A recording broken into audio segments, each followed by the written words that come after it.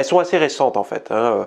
L'intérêt du tissu adipeux brun, déjà la découverte et l'intérêt, c'est assez récent et ça a pris un boom en 2009 à peu près. Si vous regardez un petit peu, enfin je ne sais pas si vous regardez les études, mais moi qui les regarde régulièrement, quand je fais des recherches, je regarde toujours par rapport à la requête que je tape, à partir de quand la recherche est devenue... J'aime bien regarder la quantité de recherche faite sur un sujet, mais également comment dire, la courbe à travers les âges.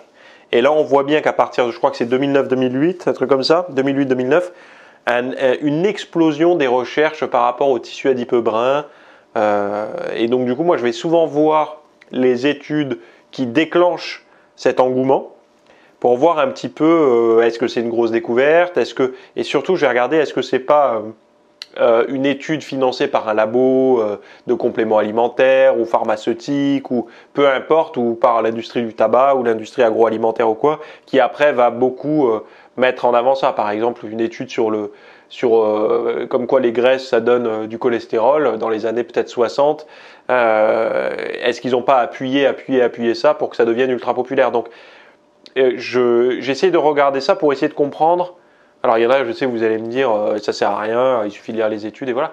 Non, merci d'avoir suivi ce rapide extrait. Alors dans la version longue, on va voir comment activer le tissu adipeux brun, comment convertir le tissu adipeux blanc en tissu adipeux brun, qui est à risque, la répartition des graisses à travers les âges, donc jeunes, âgés et aussi le profil obèse. On va voir que les répartitions graisseuses ne sont pas les mêmes et pourquoi ça peut se passer différemment. Donc on va voir qu'est-ce qu'on peut aussi faire pour activer les graisses brunes et donc le métabolisme. On va voir des choses à consommer, à manger, mais également des choses à vous appliquer sur la peau ou enfin voilà, des méthodes. On va parler de l'entraînement, on va parler de tout ce que le tissu adipeux sécrète comme molécules, comme hormones, et de voir un peu les actions sur le corps. Et voilà, la clé derrière ça, c'est de mobiliser au maximum les graisses de réserve, les déstocker, d'activer au maximum le métabolisme et les graisses brunes pour rester sec, ou en tout cas avec un métabolisme qui tourne correctement. Voilà.